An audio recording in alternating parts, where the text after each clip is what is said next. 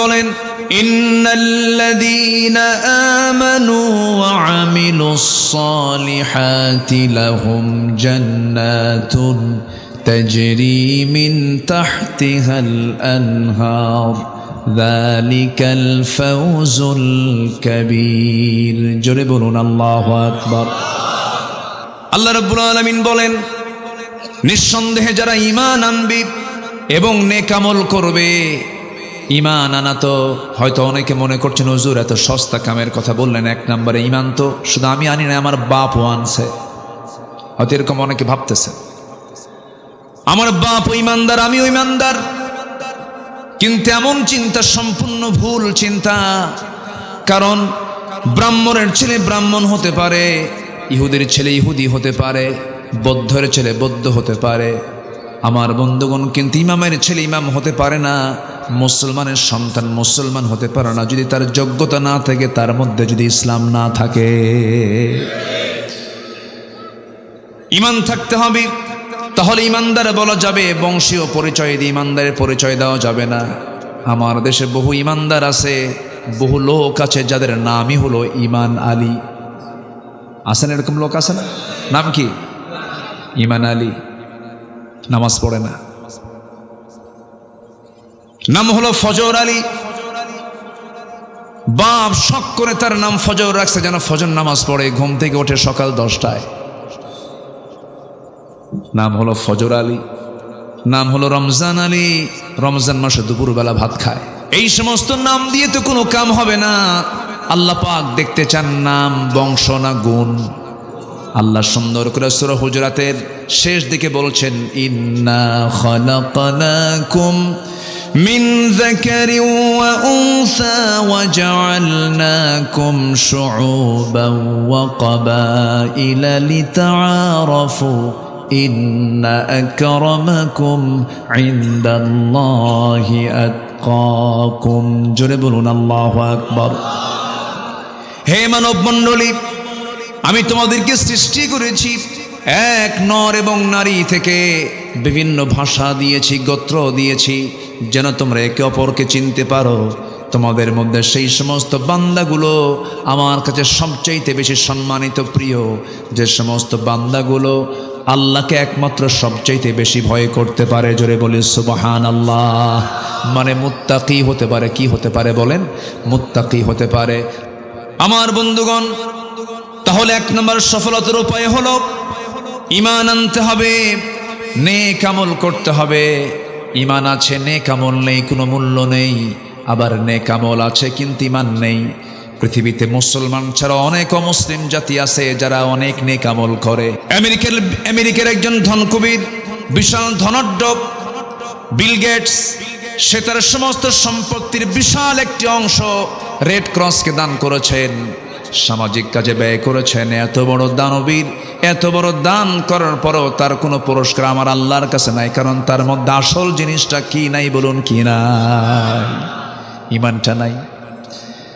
নেক আমল হলে শুধু চলবে না, ঈমানও লাগবে, নেক আমলও লাগবে। যেখানে ঈমানের কথা বলা হয়েছে সেখানে নেক আমলের কথা বারবার আল্লাহ রাব্বুল আলামিন বলেছেন। এই আয়াতটা শুধু এখানে আসে নাই, এই কথাটা একবার আসছে না, বারবার আসছে, বারবার আসছে। বারবার যে কথা বলা হয় তার গুরুত্ব কমে না বাড়ে? কমে না বাড়ে? বেড়ে যায়।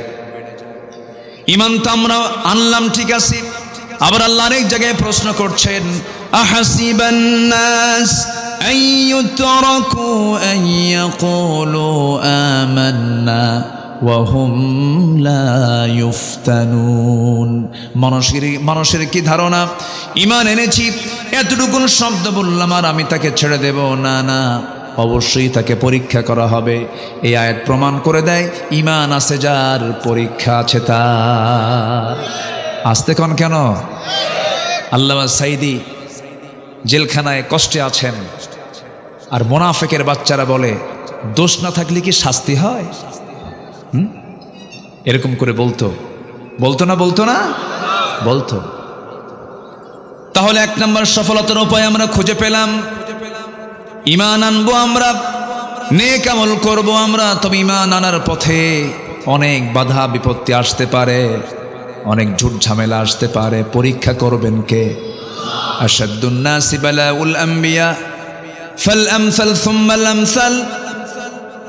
এই দুনিয়াতে যত বালা মুসিবত এসেছে সবচাইতে বেশি বালা মুসিবতের সম্মুখীন হয়েছেন আম্বিয়া কেরাম। তাদের জীবনে সবচাইতে বড় মুসিবত কম আসছে না বেশি আসছে? বেশি আসছে। ইব্রাহিম আলাইহিস সালাতু ওয়াস সালাম অগ্নিকুণ্ডে নিক্ষিপ্ত হয়েছেন।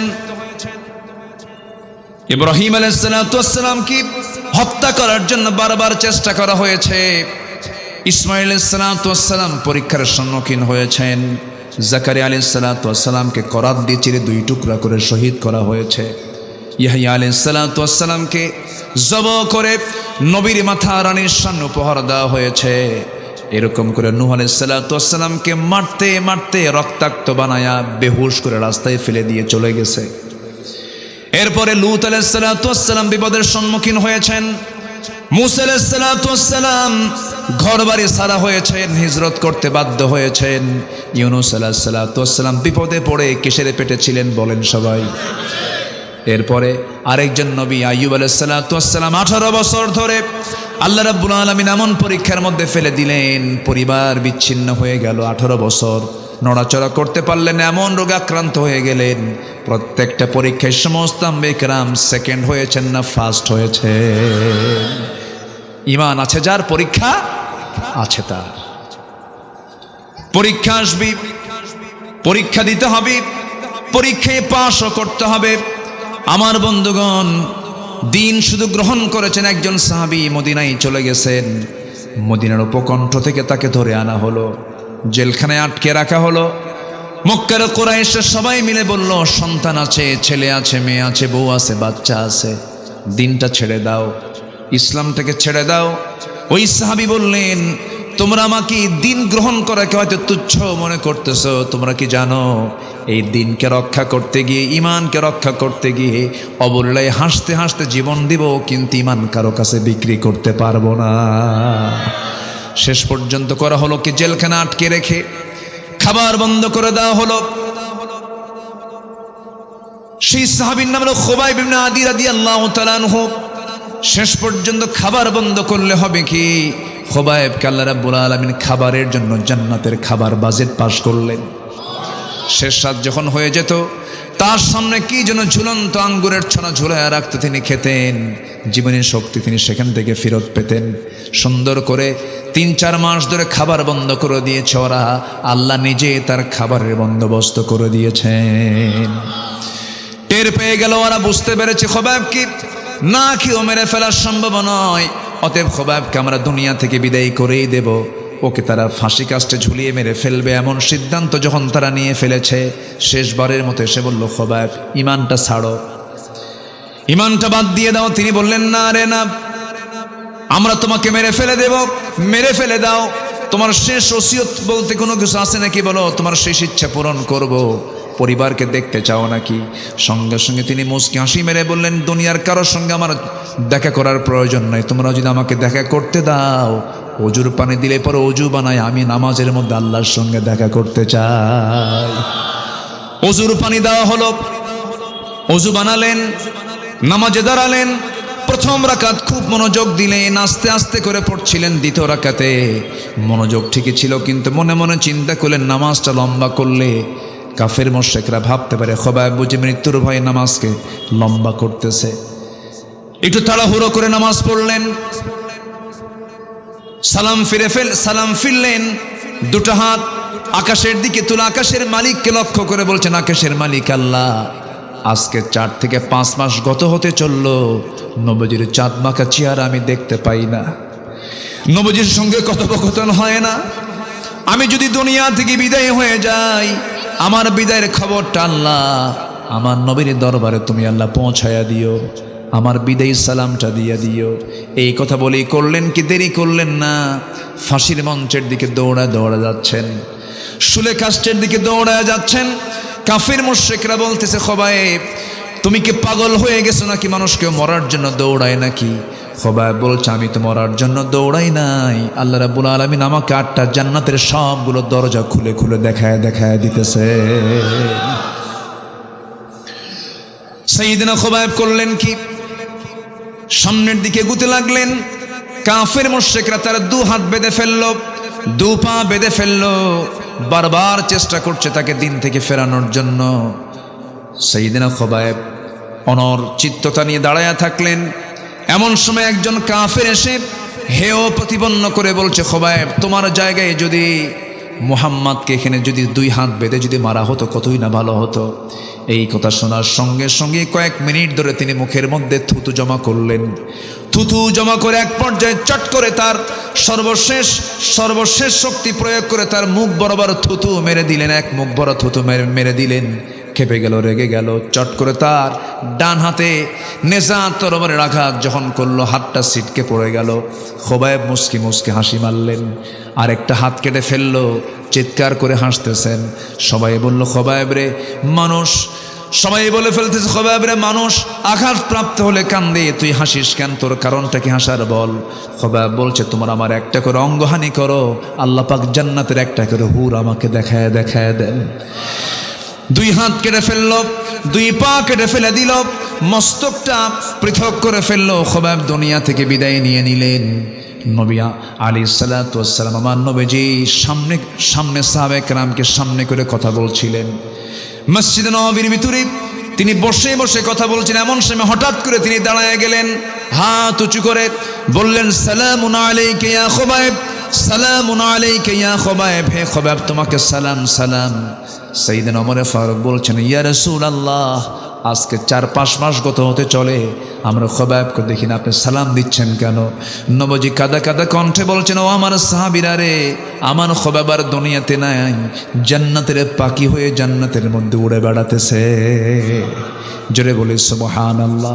খোবায়েব জান্নাতের পাখি হয়ে জান্নাতের মধ্যে উড়ে বেড়াচ্ছে। আমার বন্ধুগণ, এই যে খোবায়েব জীবনটা দিয়ে দিয়েছেন, ইমানকে বিক্রি করেন নাই। ইমানটা আনা সহজ, কিন্তু ইমান টিকে রাখা কঠিন। এই জন্য আল্লাহ রাব্বুল আলামিন সুন্দর করে আরেক জায়গায় বলছেন, ইন্নাল্লাযীনা ক্বালু রাব্বুনাল্লাহু সুম্মা ইসতাকামু তাতানাজ্জালু আলাইহিমুল মালাইকা আল্লা তাখাফু ওয়া লা তাহজানু ওয়া আবশিরু বিল জান্নাতিল্লাতী কুনতুম তুআদুন। জোরে বলুন আল্লাহু আকবার। নিঃসন্দেহে যারা বলবে আমার রব আল্লাহ, আমার আইনদাতা আল্লাহ, আমার বিধানদাতা আল্লাহ, এবং সুম্মা ইসতাকামু তার উপরে অটল থাকবে, অবিচল থাকবে, আল্লাহ রাব্বুল আলামিন ঈমানদারকে ওয়াদা করেছেন, তোমার জন্য আমি স্থায়ী জান্নাতের ওয়াদা করলাম। জোরে বলি সুবহানাল্লাহ। ঈমান আনবো এবং টিকে থাকার চেষ্টা করব। জোরে বলি ইনশাআল্লাহ। আরো জোরে বলি ইনশাআল্লাহ। আমার বন্ধুগণ, নেক আমল করতে হবে, ঈমানকে পাকাপোক্ত করতে হবে। আমার মা একটু খেয়াল রাখবেন, আল্লাহ পাক আপনাদের জন্য দৃষ্টান্ত দিয়েছেন 4 জন নারীর। একজন মারিয়াম বিনতে ইমরান আলাইহিস সালাতু ওয়াস সালাম, আরেকজন ফেরাউনের বউ। কে বলেন? ফেরাউন পত্নী আসিয়া নামটা আসে নাই, ইমরাতা ফিরাউন এসেছে, ইমরাতা ফেরাউন এসেছে। ফেরাউনের স্ত্রী আসিয়ার দৃষ্টান্ত আল্লাহ রাব্বুল আলামিন কেন দিয়েছেন, কি জন্য দিয়েছেন মা? এটা দেওয়ার মূল কারণ হলো, এই দুনিয়াতে যত প্রস্তাব তোমার কাছে আসুক না কোনো ঈমান ধ্বংস করার জন্য, ঈমান ধ্বংস করা যাবে না। প্রয়োজনে হাসি মুখে জীবন দিবা, কিন্তু ঈমান বিক্রি করবা না। আসিয়া ছিলেন তার একটা প্রকৃষ্ট উদাহরণ। আল্লাহু আকবার বলে। এই মহিলার নাম শুনলে আমার কাছে মনে হয় এমন কোন পরীক্ষা নাই যে পরীক্ষা আসিয়া দেন নাই। আল্লাহু আকবার বলেন। ঈমানকে রক্ষা করতে গিয়ে স্বামীকে হারাতে হয়েছে, পরিবারটা তছনছ হয়ে গেছে, সামাজিক মর্যাদা ছিল তার অনেক। বলুন তো, প্রেসিডেন্ট বড় না প্রেসিডেন্টের বউ বড়? চেয়ারম্যান বড় না চেয়ারম্যানের বউ বড়? বউ বড়। আপনার বউকে তো ভালোই বড় মনে করেন দেখি, ভালো তো। হ্যাঁ, হাসতেছে মুরব্বী, কন ভালো কিরকম? চেয়ারম্যান বড় না চেয়ারম্যানের বউ বড়? বউ বড়। হ্যাঁ,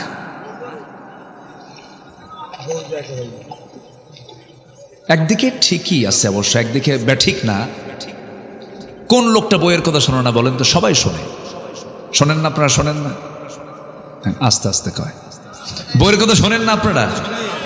তা আস্তে আস্তে কোন কেন? এই শোনেন না,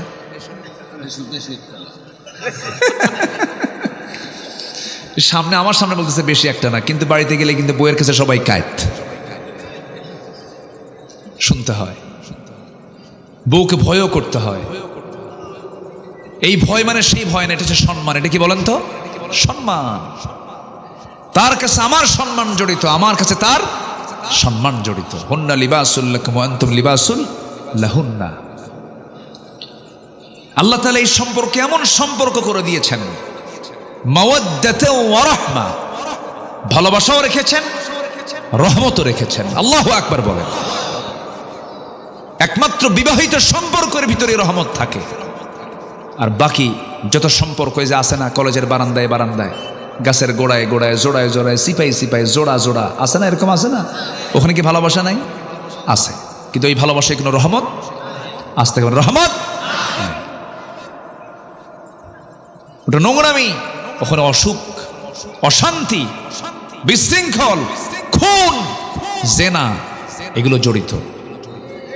এগুলোতে যাওয়া যাবে না। আমরা অবৈধ চাই না, বৈধ চাই। বলেন, অবৈধ চাই না, বৈধতা চাই। কিন্তু আমার দেশে এই নোংরামির সুযোগ আছে না নাই? গাছের গোড়ায় গোড়ায় বসে আছে, কেউ কি গিয়ে বলে এগুলো করো কেন? আজ থেকে বলে? কেউ বলে? কেন বলে না? প্রচলিত আইনে এটা কোনো দোষণীয় নয়। যদি দেশের আইনে যদি দোষণীয় হতো, কোন পুরুষ কোন পরনারীর সাথে বসার কোনো সুযোগ পেত না। অথচ আল্লাহ তাআলা বলেন, ওয়ালা তাকরাবুজ জিনা ইন্নাহু কানা ফাহিশাতাও ওয়া সাআ সাবিলা। তোমরা জিনার নিকটেই যেও না, জিনার নিকটেই যেও না, ধার কাছেই যেও না। ধার কাছে মানে কি? Messenger, imo, Line, Viber, WhatsApp, Instagram, Telegram, group message, chatting, এগুলো আছে না নাই বলেন তো? এগুলো করা যাবে না। মিটিং করা যাবে না, ডেটিং করা যাবে না। এগুলো হচ্ছে সব ওয়ালা তাকরাবুজ জিনা, জিনার নিকটবর্তী কাজ। এই কাজকে প্রমোট করার জন্য এই দেশের নাটক সিনেমা আছে না নাই? বলেন, নাটক সিনেমায় কি প্রেম, নোংরামির অনুমোদন আছে না নাই বলেন তো? আচ্ছা, এগুলো করছে আজকে, হরদম করছে। আল্লাহ তুমি এই নোংরামি থেকে জাতিকে হেফাজত করো, জোরে বলি আমিন। আসিয়া আলাইহিস সালাতু ওয়াস সালামের কথা বলছিলাম, কি ঈমান তার ছিল। তিনি ঈমান আনছেন, ফেরাউন জানতো না। ফেরাউন জানা মাত্রই বলে ফেললো, আসিয়া কি যেন শুনলাম তুমি নাকি ঈমান এনেছো। জবাবে আসিয়া আলাইহিস সালাতু ওয়াস সালাম বলছেন, আপনি সন্দেহ করে বলছেন কেন, অনুমান করে বলছেন কেন? সূর্য ওঠা যেমন সত্য, আমার দিন গ্রহণ তেমনই সত্য। ফেরাউন বলল, আসিয়া এটা তুমি কাজ করলা, আমার সম্মান থাকলো কোথায়? তুমি হচ্ছে, তোমার সম্মান হচ্ছে আমার পরে ফার্স্ট লেডি অফ ইজিপ্ট। তুমি ইজিপ্টের, তুমি হলে ফার্স্ট লেডি, আর তুমি আজকে আমার সাথে এরকম প্রতারণা করলা। তোমাকে দিন ছাড়তেই হবে, ঈমান ছাড়তেই হবে। আসিয়া বলছেন, আমার স্বামী, ঈমান আনা তো পার্থিব কোনো বিষয় নয়, ঈমান আনা হচ্ছে পরকালীন বিষয়। আমি পরকালের জাহান্নামকে ভয় করে আমি ঈমান এনেছি।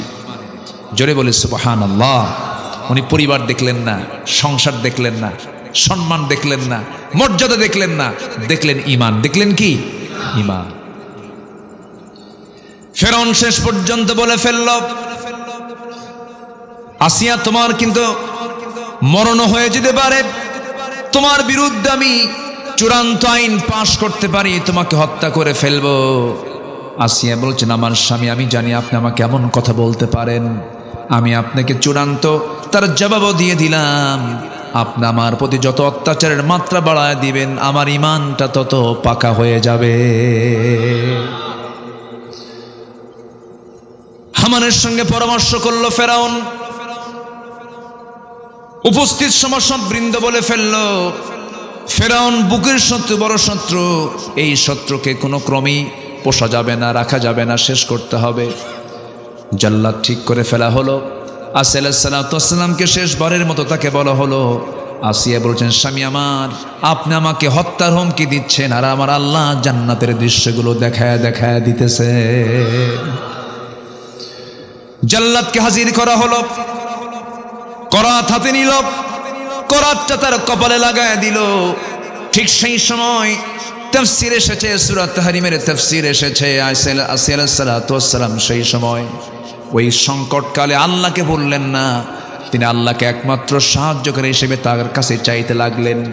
সুন্দর করে একটা দোয়া পর্যন্ত তিনি করলেন, যে দোয়াটা আজ থেকে 4000 বছর আগে আসিয়া দোয়া করেছেন। আর সেই আসিয়ার দোয়াটাকে আল্লাহ রাব্বুল আলামিন 1500 বছর আগে কোরআনে কোট করেছেন। জোরে বলে সুবহানাল্লাহ। আসিয়া আলাইহিস সালামের কিতাব কি কোরআন ছিল না তাওরাত ছিল?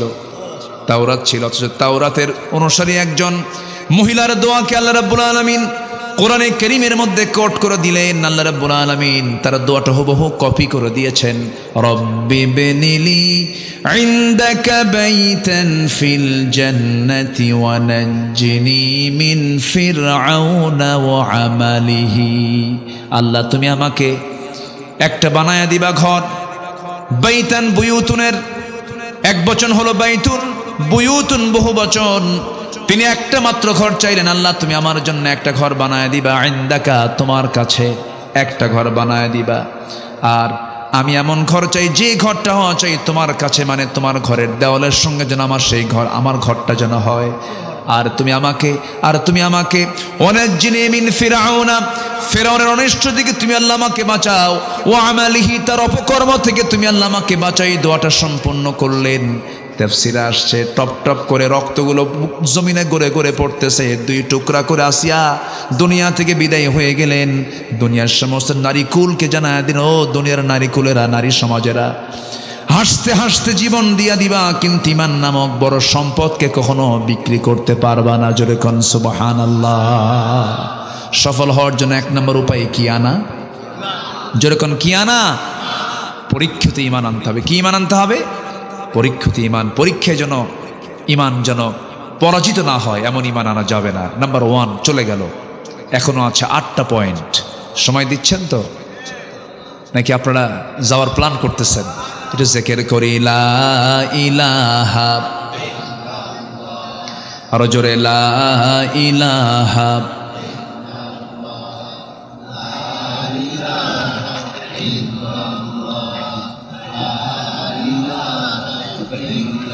আরো জোরে লা ইলাহা, আরো জোরে লা ইলাহা, সুবহানাল্লাহ আলহামদুলিল্লাহ লা ইলাহা, আরো জোরে লা ইলাহা,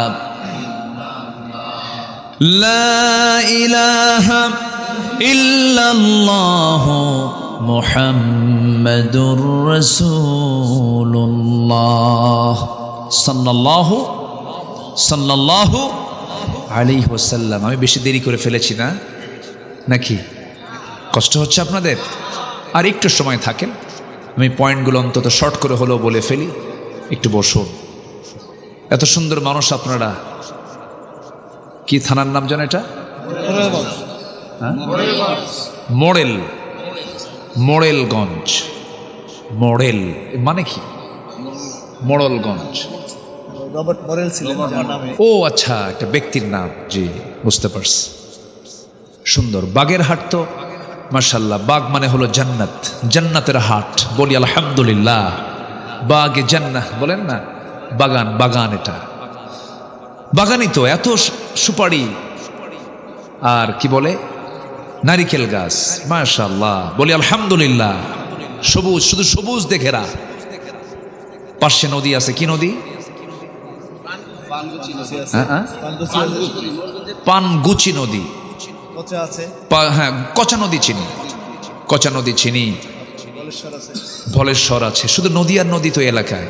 বলি আলহামদুলিল্লাহ। আমি যখন এইখানে এসে গাড়িতে নামলাম, বাতাসটাই অন্যরকম। এত স্বচ্ছ নির্মল বাতাস, এত সুন্দর দেশ আমার। বলি আলহামদুলিল্লাহ। জোরে বলি আলহামদুলিল্লাহ। আমি বছর 2 আগে কাতারে গিয়েছিলাম। তো কাতারে গিয়ে দেখি কোথাও কোনো গাছ নাই, সবুজ নাই, সবুজ নাই, সবুজ দেখাই যায় না। আর আমার দেশে কি আছে? সবুজ। এই সবুজায়নের জন্য কোটি কোটি ডলার বরাদ্দ করে সেই দেশগুলো। তো কাতারে কোথাও পানি নাই, কি বলে কোথাও সবুজ নাই। তো দেখি একটা এলাকা পুরোটা গ্রিন জোন বানায় ফেলছে, পুরোটাই সবুজ, গাছগাছালি অনেক। আমি লক্ষ্য করি নাই, নিচের দিকে তাকাই, বললাম যে এত গাছ এখানে কেমনে হলো? তো বলছে হুজুর নিচের দিকে তাকায় দেখেন স্যালাইন লাগানো। কি লাগানো আছে? স্যালাইন মানে হচ্ছে ট্যাপ লাগানো, যে কলগুলো লাগানো, ওখানে সকাল বিকাল পর্যাপ্ত পানির ব্যবস্থা সেখানে আছে। এবং বলতেছে যে গাছের উপরেও প্রত্যেক দিন হেলিকপ্টার করে ঝর্ণার মতো করে বৃষ্টির মতো করে পানি দেয়। এরপরও গাছ চিত হয়ে পড়ে, বাঁচে না, বাঁচানো খুব কঠিন হয়ে যায়। আর আমার দেশে এমন মাটি, এটা ছোট্ট বাচ্চা আগের দিন পেয়ারা খাইছে অথবা কাঁচামরিচ খাইছে, পেয়ারার কাঁচামরিচ খাইয়া যদি পরের দিন পায়খানায় যায়, 3 মাস পরে ওটার খোঁজ নেবেন, দেখবেন নয় মরিচ গাছ হয়েছে। আমি কি ভুল বলতেছি ভাই বলেন তো? কি মাটি এটা, সোনার চেয়েও খাঁটি। শুধু সৎ নেতৃত্বের সংকট। আপনি কি জানেন আমার দেশের মাটিটা কত উর্বর? কি নাই আমার দেশে? এমন কোন খনি নাই যে খনি আমার দেশে নাই। সম্পদে ভরা, নদী আছে, খাল আছে, বিল আছে, সাগর আছে, পাহাড় আছে, সমতল আছে, বিল আছে, ঝিল সবই আছে। আবার বিশাল একটি বন এই খুলনা অঞ্চল জুড়ে আছে, সেটার নাম কি? সুন্দরবন আছে। কি নাই ভাই? জঙ্গলও আছে, সবকিছুই ছিল, শুধু সুন্দর মানুষের অভাব। সুন্দর মানুষও আছে, কিন্তু সৎ নেতৃত্বের সংকট। অতএব এই নেতৃত্বে আমরা তৈরি করতে চাই আগামীতে। কোন বেনামাজি, দুশ্চরিত্র, অসামাজিক ব্যক্তি কখনো নেতৃত্বের আসনে আসতে পারবে না। আমরা নেতৃত্ব তৈরি করতে চাই নামাজ থেকে, আমরা নেতৃত্ব তৈরি করতে চাই কোরআন থেকে, আমরা নেতৃত্ব তৈরি করতে চাই ইসলাম থেকে, ইসলাম থেকে, ইসলাম থেকে। আল্লাহ কবুল করুন, জোরে বলি আমিন। সাইয়েদনা আবু বকর সিদ্দিক রাদিয়াল্লাহু তাআলা আনহু প্রথম খলিফা। কয় নম্বর খলিফা বলেন? প্রথম খলিফা, 1 নম্বর খলিফা। খেলাফতের দায়িত্ব নিয়ে একদিন মদিনার অলিগলি তিনি হাঁটতেছেন একা একা, কোনো লোক নাই। এখনকার যারা শাসক, তাদের কি ক্ষমতা আছে? একা একা চলতে পারবে? জনগণ তো কাবাবার সালাদ বানায় ছাড়বে। একা একা ঘুরতেছেন উনি, কেউ তাকে দেখে নাই, সবাই তো দরজা খুলে ঘুমায়, কোনো চোর নাই, ডাকাত নাই, কোনো কিছুই নাই। সাইয়েদনা আবু বকর সিদ্দিক রাদিয়াল্লাহু তাআলা আনহু একাকী, নিঃসঙ্গ, কেউ তার পাশে নাই। তিনি একা একা আল্লাহর কালাম তেলাওয়াত করছেন আর ঘুরতেছেন খালি পায়ে। সাইয়েদনা ওমর ফারুক তাকে দেখে ফেললেন গভীর রজনীতে, সামনে দেখেই বললেন, ইয়া আমিরাল মুমিনিন, রাতের আধারে আপনি একাকী ঘুরতেছেন ভালো কথা, কিন্তু খালি পায়ে কেন? এই যে পাথরের রাস্তাগুলো, পাথরের রাস্তা দিয়া, পাথর দিয়া আপনার পায়ে চামড়ায় আঘাত লেগে চামড়া ফেটে রক্ত বের হয়ে যাবে, আপনি আহত হয়ে যাবেন। জুতা পায়ে হাঁটেন না কেন? খালি পায়ে কেন হাঁটতেছেন? সঙ্গে সঙ্গে তিনি জবাব দিচ্ছেন, ওমর রে, আমি যদি রাতের বেলা জুতা পায়ে হাঁটি, ওই যে পাথরগুলো আছে, পাথরের সঙ্গে জুতার একটা বাড়ি লাগবে, একটা আঘাত সৃষ্টি হয়ে, আঘাতে শব্দ সৃষ্টি হয়ে যাবে। আর সেই জুতার শব্দ যদি কোনো ঘুমন্ত নাগরিকের কানে যদি চলে যায়, ঘুমের যদি ব্যাঘাত হয়, ঘুম যদি নষ্ট হয়, কিয়ামতের দিন আমি আবু বকর, আমাকে আসামির কাঠগড়ায় দাঁড়িয়ে তারা জবাব দেওয়া লাগবে।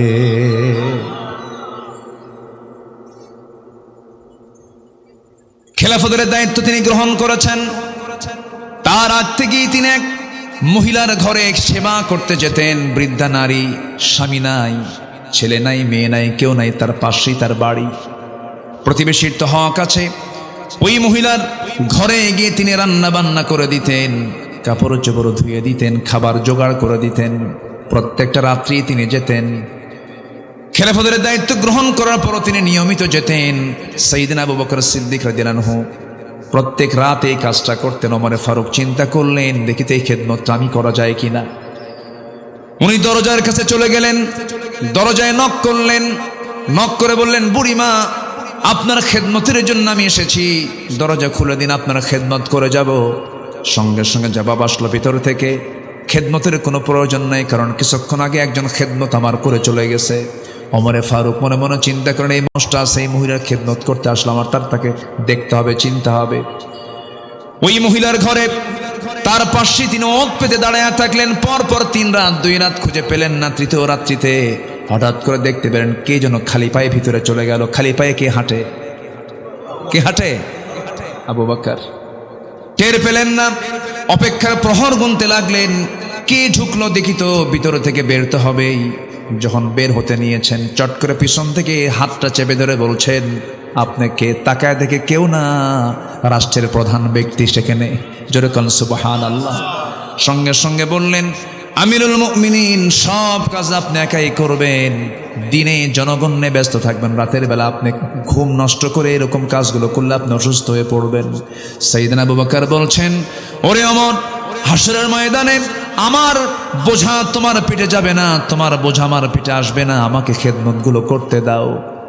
2টা বছর একটানা মহিলার খেদমত করেছেন, কাউকে চান্স দেন নাই। ইন্তেকাল হলো তার। ইন্তেকাল হওয়ার পরে দ্বিতীয় খলিফার দায়িত্ব গ্রহণ করলেন সাইয়েদনা ওমর ফারুক রাদিয়াল্লাহু তাআলা আনহু।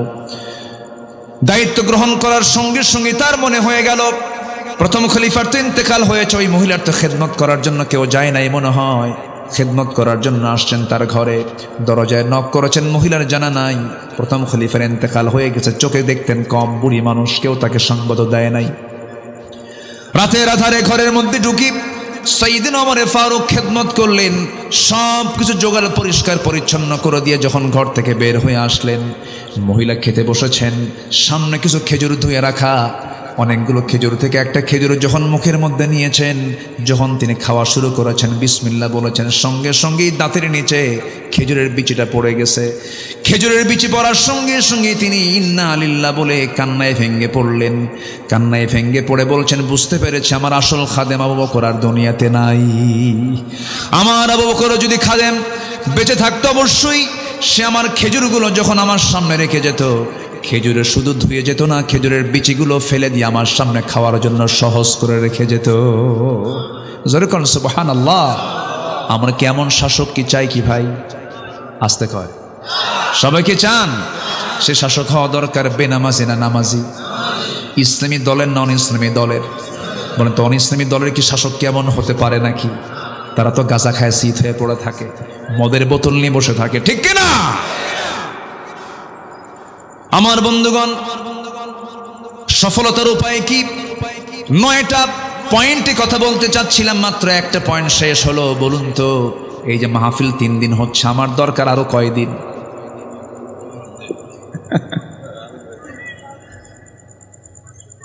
কি কষ্ট পাচ্ছেন নাকি আপনারা? বলি আলহামদুলিল্লাহ। আমি কি শেষ করে দেব? আলোচনা চলুক। যে জোরে বলি ইনশাআল্লাহ। কি করি, ঘুরি তো খুব দ্রুত ঘুরতেছে দেখতেছি। যে নাম্বার 2 হচ্ছে পরিশুদ্ধিতা। পরিশুদ্ধিতা হচ্ছে নাম্বার 2 সফলতার উপায়। কিসের পরিশুদ্ধিতা, কিসের শুদ্ধতা? এটা হচ্ছে বাহিরের না ভিতরেরটা? বলেন, বাহিরের না ভিতরেরটা? ভিতরেরটা। আত্মশুদ্ধি, তাসকিয়াতুন নফস, তাসকিয়াতুন নফস।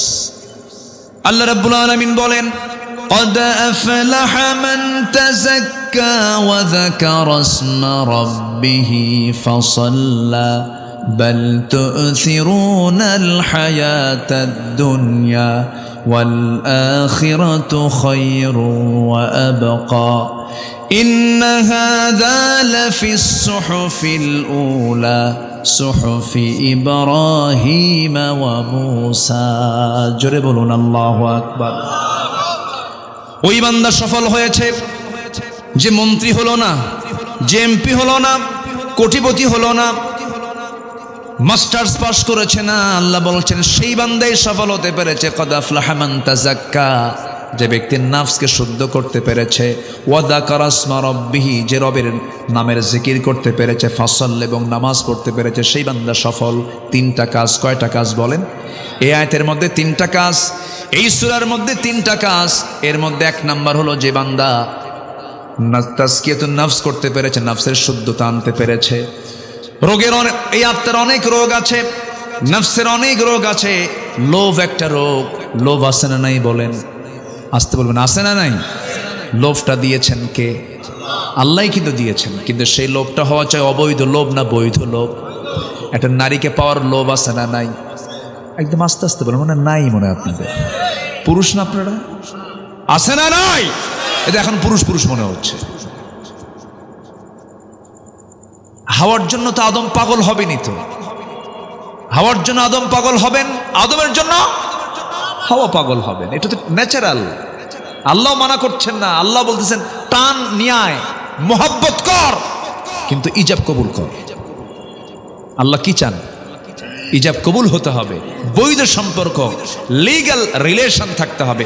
ইলিগ্যাল কোন রিলেশন করলে এটা অবৈধ লোভ হবে। কি লোভ হবে বলেন? অবৈধ লোভ। তো খারাপ কিছু না, কামনা বাসনা এটা খারাপ নয়। ইনকাম কেন হবে না? ইনকাম কেন করবেন না আপনি? বাপ মাকে দেখা কি? বাপ মার খরচ বহন করা সন্তানের জন্য কি? আরো জোরে কোন? তাহলে আই ইনকাম করাও কি ফরজ না? ফরজ। আই ইনকাম করতে হবে তো, কিন্তু আল্লাহ চান সুদ খায়া করো, হ্যাঁ, হারাম পথে করো। কুলু মিন তাইয়্যিবাত, হালাল কিছু খাও, হারামের কাছে যেও না। কার কথা? আল্লাহর কথা। কিন্তু নফসের রোগ হলো অবৈধ লোভ, অতিরিক্ত রাগ, অবৈধ রাগ, গোসা, এগুলো নফসের রোগ। এরপরে মিথ্যা কথা বলা রোগ, গীবত পরনিন্দা করা রোগ, হিংসা বিদ্বেষ করা রোগ, কৃপণতা, লোক দেখানো, নিজে পছন্দ করা, অহংকার করা, পরশ্রীকাতরতা, সম্পদের অবৈধ শক্তি, সম্মানের লোভ, দুনিয়ার ভালোবাসা, এগুলো সব হচ্ছে আত্মার সমস্যা, আত্মার ব্যাধি। এই আত্মার ব্যাধিগুলোকে দূর করার জন্য, দমন করার জন্য আমাকে আপনাকে চেষ্টা করতে হবে। সে আত্মার ব্যাধি দূর করার জন্য সবচেয়ে বড় মেডিসিন দুনিয়াতে কেউ দিতে পারবে না। সবচেয়ে বড় মেডিসিনের নাম কি বলুন? কোরআন। শিফা কি? অনুনাজ্জিলু মিনাল কোরআনি মা হুয়া শিফাউ ওয়া রাহমা। কোরআন শিফা এবং রহমত। জোরে বলেন সুবহানাল্লাহ। সব রোগের, নফসের রোগ সারাতে চাইলে এটার সঙ্গে সম্পর্ক রাখতে হবে। কোরআনের সঙ্গে সম্পর্ক রাখতে হবে। কম না বেশি? বেশি রাখতে হবে। সামনের যে মাস আসতেছে, এই মাসের নাম কি? কিসের মাস? কোরআনের মাস। বলেন কিসের মাস? বলেন কোরআনের মাস। শাহরু রমাদান আল্লাযী উনজিলা ফীহিল কোরআন।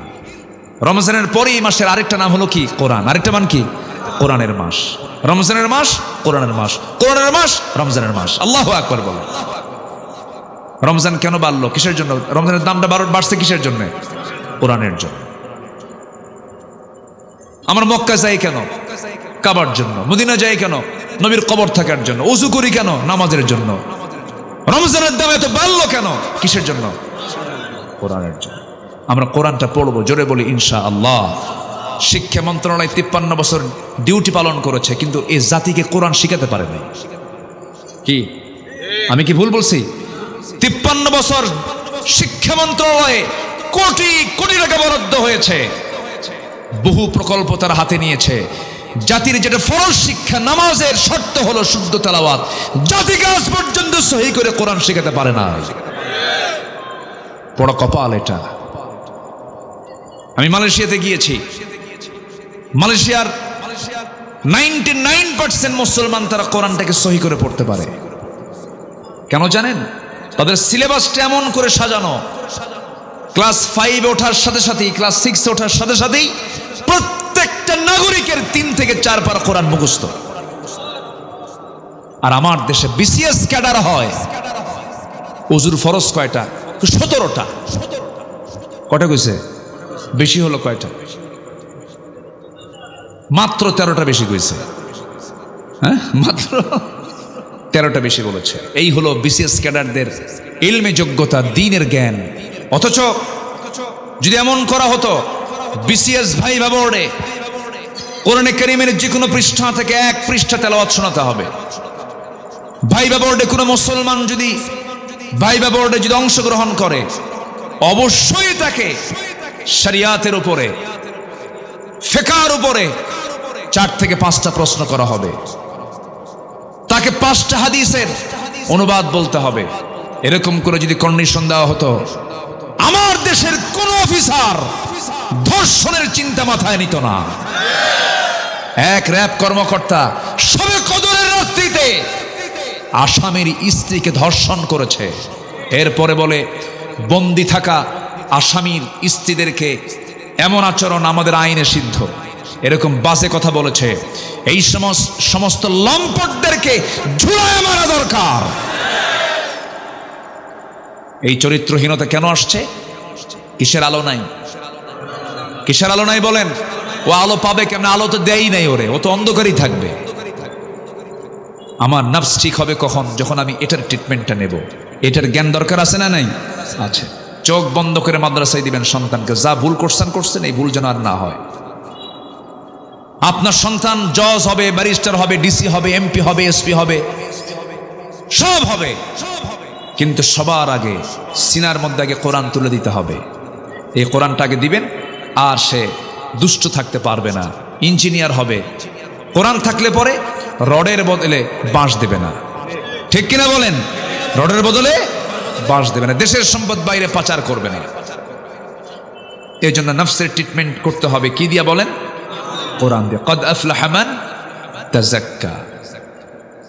আমার বন্ধুগণ, নফস সম্পর্কে আরো দুইটা পরিভাষা আছে। নফস, রূহ, কলব। নফস, রূহ, কলব। নফসটা হলো লেজিসলেটিভ, রূহটা হলো অ্যাডমিনিস্ট্রেটিভ, কলবটা হলো ফেডারেটিভ। নফস হলো গাড়ি চাই বাড়ি চাই ইহকালীন চেতনা, রূহটা হলো পরকালীন চেতনা। মানুষের নফসটার প্রথম পদক্ষেপ হলো খারাপ কিছু চায়। এই চাওয়াটাকে চাওয়া যাবে না। দ্বীনের জ্ঞানের অর্জনের মধ্য দিয়ে, ইসলামকে মানার মধ্য দিয়ে, আল্লাহর ভয় থাকার মধ্য দিয়ে সেই ট্রিটমেন্টটা করতে হবে। মহান রব্বুল আলামিন বলছেন আরেক জায়গায়, কদ আফলাহা মান যাক্কাহা ওয়া কদ খাবা মান দাসসাহা। জোরে বলুন আল্লাহু আকবার। নাম্বার 3 হলো সত্যবাদী হওয়া। সত্যবাদী যদি হতে পারো তোমরা সফল হতে পারবে। নাম্বার 4 হলো তাকওয়া অর্জন করা। মাইয়ুতিইল্লাহা ওয়া রাসূলাহু ওয়া ইয়াখশাল্লাহ ওয়া ইয়াত্তাকিহি ফাউলাইকা হুমুল ফাইজুন। জোরে বলুন আল্লাহু আকবার। ফাইজুন বলছি না প্রথমে? ফাইজুন, মুফলিহুন, তুফলিহুন, এই শব্দগুলো যেখানেই পাবেন সেখানে সফলতার কথা আসছে। আল্লাহ একবার বলেছেন না বারবার বলেছেন? বারবার বলেছেন। নাম্বার 5 হলো ধৈর্যশীলতা থাকবে যার, সে সফল হয়ে যাবে। আল্লাহ রাব্বুল আলামিন সুন্দর করে বলছেন, ইন্নী জাযাইতুহুমুল ইয়াওমা বিমা সাবারু আন্নাহুম হুমুল ফাইজুন। জোরে বলুন আল্লাহু আকবার। সূরাতুল মুমিনুন আয়াত নম্বর 111। ধৈর্য যদি আনতে পারো তোমরা সফল হয়ে যাবে। এই দুনিয়ার জিন্দেগিতে যে কোনো কাজের জন্য কাজ আগে না ধৈর্য আগে? ব্যবসা আগে না ধৈর্য আগে? বিয়ে আগে না ধৈর্য আগে? সব কিছুর আগে ধৈর্য। ধৈর্য একটা যোগ্যতা। ধৈর্য আনার জন্য যোগ্যতার প্রয়োজন আছে। ধৈর্য একটা যোগ্যতা, রাগ কোনো যোগ্যতা না। রাগ কোনো যোগ্যতা দিয়ে হয় না। রাগ ট্রেনিং করে রাগ অর্জন করা যায় না, কিন্তু ধৈর্য অর্জন করতে গেলে ট্রেনিং দিতে হয়, ধৈর্যের পরীক্ষা দিতে হয়। ধৈর্য হচ্ছে বড় একটা যোগ্যতা। ধৈর্য আছে যার সফলতা আছে তার, ধৈর্য নাই যার ব্যর্থতা আছে তার। আল্লাহ রাব্বুল আলামিন 7 নম্বর বলছেন, সৎ কাজের আদেশ দেবে যারা, অসৎ কাজের বাধা দেবে যারা, তারাও সফল কাম। ওয়ালতাকুম মিনকুম উম্মাতুন ইয়াদউনা ইলাল খায়রি ওয়া ইয়া'মুরুনা বিল মা'রুফি ওয়া ইয়ানহাউনা আনিল মুনকার ওয়া উলাইকা হুমুল মুফলিহুন। আল্লাহ পাক বলছেন, তোমাদের মধ্যে অবশ্যই এমন একটা দল থাকা দরকার যে দল মানুষকে সৎ কাজের আদেশ দেবে, অসৎ কাজের বাধা দেবে, এবং এই কাজটা যারা করবে তারা হলো সবাই সফল কাম। জোরে বলুন সুবহানাল্লাহ। নাম্বার 8 হলো যে বান্দা তওবা করবে সে সফল। এগুলো কি মোল্লার কথা না আল্লাহর কথা? আল্লাহ সুন্দর করে বলছেন, তুবু ইলাল্লাহি জামিআন আইয়ুহাল মুমিনুনা লাআল্লাকুম তুফলিহুন। জোরে বলুন আল্লাহু আকবার। আল্লাহর কাছে সবাই মিলে তওবা করো হে মুমিনরা, তোমরা আশা করো যে সফল হতে পারবে। জোরে বলে সুবহানাল্লাহ। গুনাহ হবে আমার, মাফ করে দিবেন কে? গুনাহ হবে বান্দার, মাফ করবেন কে? আল্লাহ মাফ করবেন, কিন্তু শর্ত হলো তওবা করো। কি করো? তৌবা করো, তৌবার মতো তৌবা করো, যে তৌবাটা আল্লাহ পাক পছন্দ করেন সেই তৌবাই করো। তৌবার মধ্যে কিছু ক্লাস আছে, কিছু কিছু তৌবাকারী আছে, আল্লাহ আজকে এই গুনাহ করবো না কালকে করবে, এটার নাম তৌবা নাকি? অথবা নির্দিষ্ট দোয়া পড়ে তৌবা করার নাম তৌবা নয়। চুরি করেছে, আজকের থেকে চুরি করা সারা জীবনের জন্য আমি নিষিদ্ধ করলাম। জেনা করেছে, আর জীবনে জেনা করবো না। সুদ খেয়েছে, আল্লাহ তোমার নামের কসম করে বললাম আর জীবনে সুদের কাছে যাব না, এটার নাম তৌবা। এরকম করে যদি কোনো বান্দা তৌবা করতে পারে, আল্লাহ বলছেন বান্দারে তোর তৌবা আমার কবুল করাটা আমার জন্য ওয়াজিব হয়ে যাবে, আমি তোর তৌবা অবশ্যই কবুল করব। কারণ আত-তাইবু মিনাজ যামবি কামান লা যামবা লাহ, যার জীবনে তৌবা আছে, যদি কারো তৌবা কবুল হয়ে যায় তার আগের কোনো গুনাহ থাকে না। জোরে কোন সুবহানাল্লাহ। তৌবা করতে সবাই রাজি আছেন তো? আমার নবী তৌবা করেন নাই? আমার নবীর কোনো গুনাহ ছিল? এরপরও তৌবা করেছেন। আমার নবীর কি কোনো পাপ ছিল? তিনি কি ইস্তেগফার করেন নাই? করেছেন। বান্দার দায়িত্ব হলো তৌবা করা, গুনাহ মাফ চাওয়া, ইস্তেগফার করা। কার কাছে? আল্লাহর কাছে। আমার দেশে একজন বড় বুজুর্গ আছে, এখনো বেঁচে আছে, খুব অহংকারী। এর আগে হজ নিয়ে বাজে কথা বলেছিল, তারপরে অনেক কিছুই বলেছিল। সে কয়েকদিন আগে একটা দেখলাম, ভিডিওতে দেখলাম, সেই বুজুর্গ বলতেছে আমার তো কোনো গুনাই নেই। যেরকম নাউজুবিল্লাহ, আমার কোনো গুনাহ নেই। কেন? সব হুজুররা আমার আমিন বলতে বলে, বলেন আমিন। আমি আমিন কব কারণ আমি কোনো পাপ করছি নাকি? আমার তো কোনো গুনাই নাই। চিন্তা করেন, টাঙ্গাইলের, হ্যাঁ কি নাম, হ্যাঁ লতিফ সিদ্দিকী কইছে না এই কথা, যে বলে আমার তো কোনো পাপই নাই। কত বড় বুজুর্গ আমার দেশে আছে যার তওবাও লাগে না, নবীর তওবা লাগে, এদের তওবা লাগে না। বেকুব এগুলো, বেকুব এগুলো, ঠিক কিনা? এদের মুখ বেফাস, যা মনে হয় তাই বলে। এদের কাছে দুনিয়াই শুরু, দুনিয়াই শেষ, আখিরাত বলতে কোনো কিছু নাই। আমরা তওবা করব কার কাছে? আল্লাহর কাছে। সে তওবাকে একবার না বারবার?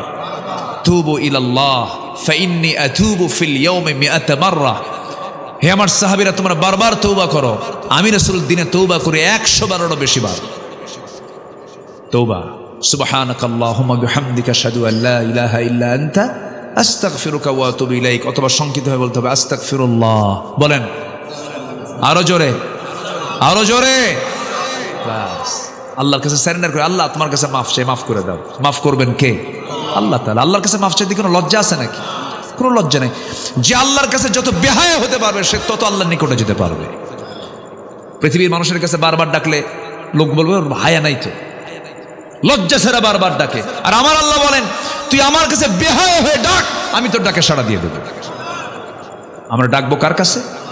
চাইবো কার কাছে? কাঁদবো কার কাছে? কাঁদতেই যদি হয় কাঁদবো কার কাছে? অনেক স্বামী আছে বউয়ের কাছে কান্দে, আছে কিন্তু কান্দে না? কান্দে। বউ আছে স্বামীর কাছে কান্দে, কান্দেন। কিন্তু স্বামী যদি বউয়ের কাছে কান্দে, বউ মনে মনে করবে ওর ধান্দা আলাদা। বউ যদি কান্দে, স্বামী বলবে ওর ধান্দা আলাদা। ভাই ভাইয়ের কাছে কান্দলে ওর মতলব আলাদা। ও কোন উদ্দেশ্যে কান্দে দেখতো? পৃথিবীর কোনো মানুষ মানুষের কান্নার মূল্যায়ন দিতে পারবে না। একমাত্র চোখের পানির মূল্যায়ন দেবেন আমার আল্লাহ তাআলা, আমাকে দিবেন, আমাকে দিবেন। আল্লাহু আকবার বলেন। অতএব কাঁদতেই যদি হয়, লস প্রজেক্টে যাওয়ার দরকার নাই, কারো কাছে কান্দার দরকার নাই। কাঁদবো কার কাছে? আল্লাহর কাছে। আমার আল্লাহ সব দিয়ে দিবেন। বউ ভালো না, আল্লাহ আমার বউকে ভালো করে দাও। আমার ছেলে ভালো না, আল্লাহ তুমি আমার ছেলেকে ভালো করে দাও। কাঁদবেন, আল্লাহ কবুল করবেন। যেরকম সুবহানাল্লাহ। পৃথিবীর কোনো মানুষের কাছে কান্না করে তার ফলাফল নাই, ফলাফল জিরো। কিন্তু যদি কোনো বান্দা যদি আল্লাহর জন্য যদি কাঁদতে পারে, ফাফাদাত আইনাহু, আল্লাহ তাআলা নিজে বলেছেন যদি কোনো বান্দা আমার ভয়ে যদি চোখের পানি ফেলতে পারে, আমি আল্লাহ ওয়াদা করলাম আমি তাকে আরশ আজিমের ছায়ার মেহমান বানাইয়া নেব। আমরা কিসের ছায়ার মেহমান হব? আরশ আজিমের ছায়ার মেহমান হব। কি করলে পরে? কাঁদলে পরে, চোখের পানি ফেলে ফেলে কাঁদলে পরে। এক ফোঁটা চোখের পানি, সাবাতু আবহুর, 7 সমুদ্রের পানি দিয়ে জাহান্নাম নিভবে না, এক ফোঁটা চোখের পানি দিয়ে জাহান্নামের আগুন নিভে যাবে। অতএব আমরা কাঁদবই যখন, কার কাছে কাঁদবো? তওবা করবো কার কাছে? লাআল্লাকুম তুফলিহুন, সফল হবে। এটা কার কথা? আল্লাহর কথা। সর্বশেষ নয়, প্রকৃত মুমিন হওয়া, তাহলে সফল হব আমরা। কি মুমিন হব বলেন তো?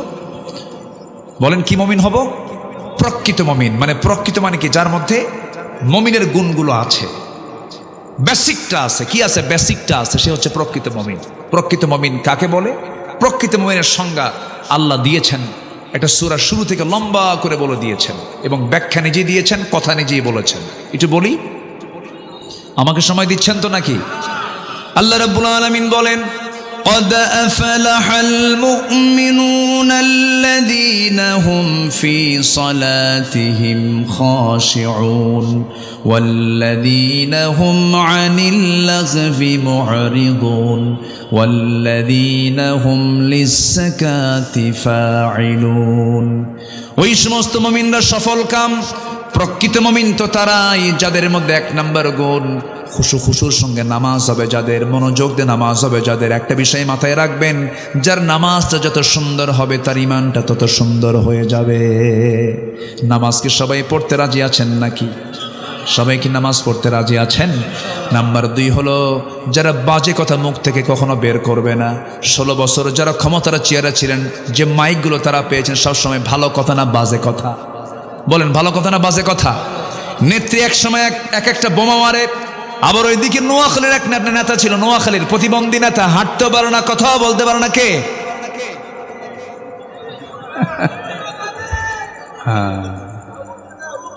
মাইক পাইলেই ঠ্যাস মারা কথা বলতো, আর বলতো একটা কথা, খেলা হবে। এত বেফাস লোক, এত বাজে কথা। কিন্তু ইমানদারের মুখ থেকে কখনো বাজে কথা বের হবে না। ইমানদার যা বলবে আঁকা বাঁকা কথা না, স্ট্রেট কথা। বলেন বলেন বলেন, ওজন শূন্য না ওজনওয়ালা? ওজনওয়ালা কথা বলবে। আমার নবীর সামনে একদিন তার স্ত্রী আম্মা জান আয়েশা বলছেন, ইয়া রাসূলুল্লাহ, হাফসা না একটু খাটো। আমার নবীর আরেক স্ত্রী কথা বলছেন, হাফসা না একটু কি খাটো। আচ্ছা, এরকম কি কথা হয় না আমাদের মাঝে? আস্তে কোন কেন হয় না? আচ্ছা, এটা কি খুব বেশি মনে হচ্ছে? না, আমাদের কাছে কিন্তু বেশি মনে হচ্ছে না। হাফসা না একটু খাটো।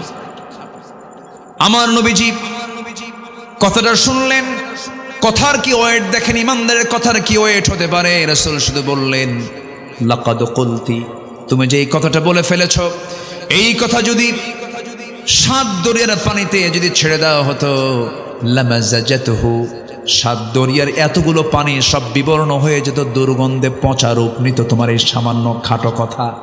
আম্মা জান আয়েশা সঙ্গে সঙ্গে চোখের পানি ফেলে ফেলে বলছেন, ইয়া রাসূলুল্লাহ, আমি আল্লাহর কাছেও মাফ চাই, আমি আপনার কাছেও মাফ চাই। কত বাজে কথা ইমানদার মুখ থেকে বের করে। কালোকে কালো বলা যাবে না, খাটোকে খাটো বলা যাবে না, অন্ধকে কানা বলে গালি দেওয়া যাবে না, ন্যাংরাকে ন্যাংরা বলা যাবে না। এরকম করে কোনো মানুষ কষ্ট পাবে এমন জাতীয় কোনো কথা বললে পরে সূরা হুজুরাত সাক্ষী, এটা কি হালাল না হারাম? সগীরা গুনাহ না কবিরা গুনাহ? বলেন, কালো করেছেন কে? ধলা করেছেন কে? লম্বা করেছেন কে? চিকন করেছেন কে? খাটো করেছেন কে? দোষ কার?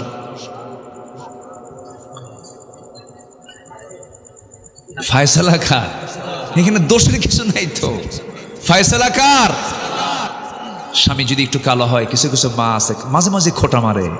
আমাদের কাছে আসে তো রিপোর্ট, মা আমাদের কাছে সবাই রিপোর্ট দেয়, আপনারা যেমন রিপোর্ট দেন, পুরুষরা রিপোর্ট দেয়। এক কালো স্বামী আমাকে এসে বলে, হুজুর, আমি জীবনে কি ভুল যে করছি, কেন আমার মতো কালো বউ না নিয়ে ধলা বউ কেন নিলাম? আমারে বলতেছে, কেন? উঠতে বসতে খোঁটা মারে। কেন? কি খোঁটা মারে? কোচ যে সুন্দর, আমি একটু কালো, খোঁটা মারে। বলে তো এরকম যে, তোমার সঙ্গে যে আমার সংসার হচ্ছে, তুমি একটু আয়না চেহারা দেখো তো। এরকম করে স্বামীকে বলার মধ্যে কিছু মহিলা আছে না নেই? বলেন, তোমার সঙ্গে যে আমার সংসার হচ্ছে, এতে তোমার 14 গোষ্ঠীর কপাল। দিল একখান খোঁটা মেরে। এগুলো কি বলা যাবে? সব সৃষ্টিগুলো কার? এই যে বিচিত্র চেহারা, এক একটা চেহারার সঙ্গে কারো চেহারার মিল আছে, এগুলো কার কার কার কার করা? কার করা? আপনার কাকে গালি দিবেন? আপনার যাকেই গালি দিবেন চলে যাচ্ছে কার কাছে? অসম্ভব। খাটো মানুষ ন, আপনি সুন্দর হয়েছেন, বাহাদুরি করেন, ক্যান্সার ভিতরে, ওর চাইতে কালোই ভালো। কি ঠিক কিনা? ওর চাইতে কালোই ভালো। আমার নবীর একজন কালো সাহাবী ছিলেন, খুব কালো ঘন। আমার নবীজি সেই কালো সাহাবীকে দেখলেন, মনটা খারাপ। রাসূল বলছেন, কালো সাহাবী, তুমি মন খারাপ করে বসে আছো কেন? হুজুর, যৌবন হয়ে গেছে, বয়স হয়ে গেছে, বিয়ে করব, বিয়ে পাই না। কি কথা বুঝতেছেন আপনারা? বিয়ে করতে পারছি না। রাসূল বললেন, কেন তুমি বিয়ে করতে পারো না হুজুর? কালো মানুষ কেউ পছন্দ করে না। রাসূল বলছেন, না, ভুল কথা। সাহাবী, চিন্তা করো না, তোমার বিয়ের দায়িত্ব আমি রাসূল নিজে নিয়ে নিলাম। জোরে বলেন সুবহানাল্লাহ। আমার এক বন্ধু, তার বউটা কালো। আমি শুনছি এরকম। একদিন বললাম, বন্ধু তুমি তো চাঁদের মতো উজ্জ্বল চেহারা, তুমি কালো বউ বিয়ে করলা, কি ভালো লাগে? বন্ধু, আমার চোখে যে আমার বউ কত সুন্দর তুমি বুঝবা না। আসলে চরিত্রবান যারা চরিত্রবান তাদের কাছে কালো ধলা কোনো ফ্যাক্টর নয়, ঠিক কিনা বলেন? কিন্তু কিছু কিছু যুবক আছে যে ওই যুবকের মতো, এক যুবক বিয়ে করছে, বিয়ে করে আর 3 দিন পরে কান্দে, বউটা একটু কালো তো। তুমি কান্দো কেন? নতুন বউ ঘরে, তুমি কান্দো কেন? ভাই, লিটনের বউ দেখতে কত সুন্দর, আমার বউটা কালো হয়েছে, দেখেন নজর গেছে লিটনের বউয়ের দিকে। তাহলে এই নজর যদি খারাপ হয়, হাজার সুন্দরী ঘরে আসলেও কি তার মন? কখনই মনে মনে ভাবলেন, আমার মেয়েটা তো অত্যন্ত সুন্দরী, চাঁদের মতো সুন্দরী, ফুটফুটে চেহারা, সুন্দর চেহারা, কিন্তু ছেলেটা তো কালো, কি যে হয়। দেখে মেয়েটাকে প্রস্তাব দেব। মেয়েটা ইতিমধ্যে দেওয়াল ঘেসে ঘেসে দাঁড়ায়া সব কথাগুলো শুনে নিয়েছে। মেয়ের কাছে গিয়ে বলছে, মা, একটা ছেলের রাসূল পাঠাইছেন, ছেলেটা কিন্তু কালো, তুমি কি করবে বলো? সঙ্গে সঙ্গে মেয়েটা কান্দে। বাপ বলছে, তুমি যদি কান্দো, অস্বীকৃতি যদি জানাও, বিয়ে দেব না। মেয়েটা আবার বলছে, বাবা তুমি ভুল বুঝেছ, নবীর পছন্দই আমার পছন্দ, কালো ছেলেটা আমার স্বামী হয়ে যাবে।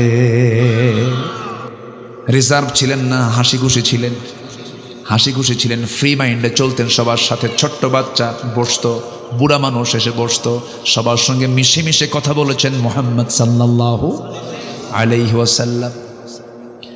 ফাবিমা রাহমাতিন মিনাল্লাহি লিনতা লাহুম ওয়ালাউ কুনতা ফাযযান গালিযাল কলবি লানফাদ্দু মিন হাওলিক ফাফু আনহুম মুস্তাগফির লাহুম ওয়াশাবিরহুম ফিল আমর ফাইযা আযামতা ফাতাওয়াক্কাল আলাল্লাহ। জোরে বলি আল্লাহু আকবার।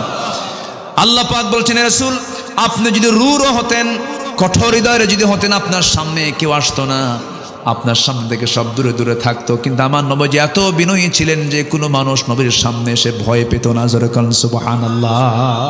ফ্রি হয়ে কথা বলতো, কিন্তু বেয়াদব ছিলেন না কেউ, কোনো সাহাবী কেউ বেয়াদব ছিলেন না। শুধু একদিন সূরা হুজুরাতের এই প্রেক্ষাপটটা আমাকে খুব ভাবায়।